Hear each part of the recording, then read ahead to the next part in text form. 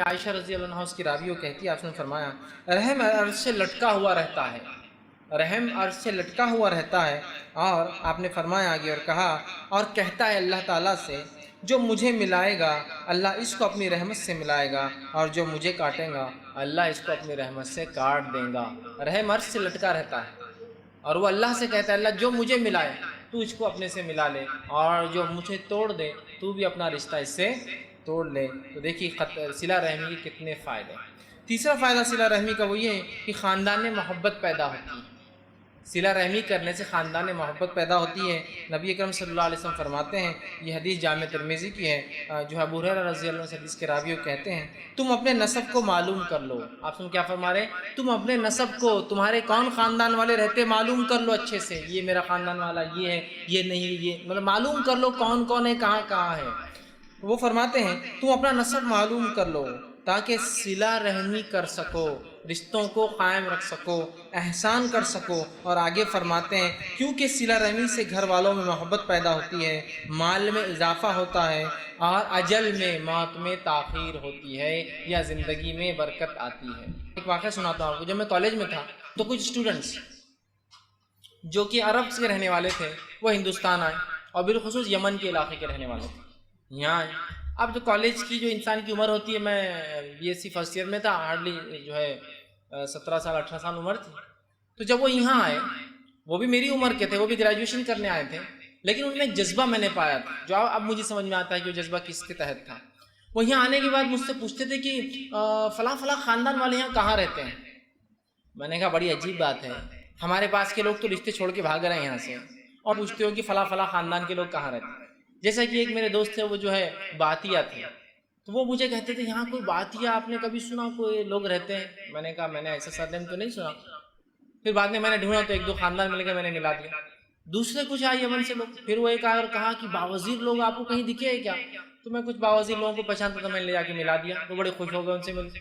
پھر ایک صاحب ہے، کہا ہم بادام ہیں، کوئی بادام یہاں ہیں کیا لوگ؟ میں نے کہا ایک رہتے ہیں، ان سے ملا دیا ڈاکٹر صاحب۔ تو مجھے تعجب ہوتا تھا کہ ہر آدمی آتا اور پوچھتا اس کا خاندان ہے کیا، کیونکہ وہ آتے تھے اور تحفے تحائف لاتے تھے اور اپنے خاندان والوں کو دیتے تھے، حالانکہ وہ صرف خاندانی اعتبار سے نام میں ان کے تھے، پتہ ہی نسب ملتا تھا نہیں ملتا تھا، کہاں جا کے تیسرے چوتھی 10ویں پیڑھی وہ نہیں پتا، لیکن ان کے خاندان کا انسان ہندوستان میں رہتا ہے، ان کو اس کا شوق تھا کہ وہ ان سے ملے اور ان کو جا کر تحفے تحائف دے۔ یہ اس حدیث کا سمجھ لیجئے کہ وہ تھا عمل تھا کہ اپنے رشتہ داروں کو ڈھونڈ لو صلہ رحمی کے لیے۔ اگر میں ہندوستانی جس ماحول میں آج ہم جیتے ہیں، اگر مجھے پتا چل جائے کہ میرے خاندان کے آدمی وہاں، تو اللہ ہم پہ رحم کرے، رشتہ دار ہے تو تلاش کرو، دیکھو۔ اور ظاہر سی بات ہے وہ یمن سے یہاں ہے، یہاں ان کے کہاں رہے، لیکن ان کے خاندان میں کچھ لوگ کسی زمانے میں یہاں آئے ہوں گے ایک آدھ صدی پہلے، وہ ڈھونڈ رہے ہیں کہ تاکہ اس سے کیا کرے، صلہ رحمی کر رشتے قائم رکھے، اس لیے کہ اس سے خاندان میں محبت، رزق میں برکت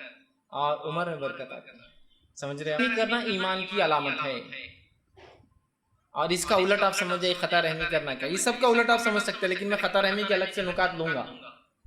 صلہ رحمی کرنا جو ہے ایمان کی علامت ہے، جو ہے اللہ کے رسول صلی اللہ علیہ وسلم فرماتے ہیں، صحیح بخاری کی روایت ہے، ابو ہریرہ رضی اللہ عنہ حدیث کے راوی وہ کہتے ہیں، فرماتے ہیں جو شخص اللہ اور یوم آخرت پر ایمان رکھتا ہے وہ صلہ رحمی کرے، جو شخص اللہ پر اور یوم آخرت پر ایمان رکھتا ہے صلہ رحمی کرے، جو شخص اللہ پر اور آخرت پر ایمان رکھتا ہے صلہ رحمی کرے۔ ایمان کی پہچان ہے صلہ رحمی کرتا ہے، اور جس میں ایمان کی کمزوری ہے وہ کیا کرتا ہے، خطا رحمی کرتا ہے، رشتہ داروں سے دور بھاگتا ہے۔ فضائل میں جو بات آتی ہے وہ یہ ہے، صلہ رحمی کرنا جو ہے وہ جنت میں لے جانے والے اعمال میں سے ایک عمل ہے۔ جو شخص صلہ رحمی کرتا ہے، رشتوں کو جوڑے رکھتا ہے، جنت میں جانے والے اعمال میں سے یہ ایک عمل ہے۔ آپ صلی اللہ علیہ وسلم فرماتے ہیں اس کے تعلق سے، اور یہ حدیث صحیح بخاری کی، آپ نے فرمایا اور کہا، ابو ایوب انصاری رضی اللہ عنہ حدیث کے راوی وہ کہتے ہیں کہ آپ نے فرمایا، روایت ہے کہ ایک شخص نے رسول اللہ صلی اللہ علیہ وسلم سے کہا اور فرمایا، اے اللہ کے رسول مجھے ایسا عمل بتائیے کہ جو مجھے جنت میں لے کر جائے، مجھے کوئی ایسا عمل بتائے جس کو کر لوں تو جنت میں چلا جاؤں۔ تو آپ صلی اللہ علیہ وسلم اس کو جواب دیتے اور فرماتے ہیں تو اللہ کی عبادت کر، اس کے ساتھ کسی کو شریک نہ کر، پھر فرمایا نہ کر، اور جو ہے اور نماز قائم کر، اور جو ہے زکوٰۃ ادا کر، اور صلہ رحمی کر۔ کیا فرمایا شخص نے، اللہ کے رسول کچھ ایسا عمل بتائیے جس سے کرنے سے میں جنت میں چلے جاؤں۔ آپ صلی اللہ علیہ وسلم فرماتے ہیں اللہ کی عبادت کر، اس سے شریک نہ کر۔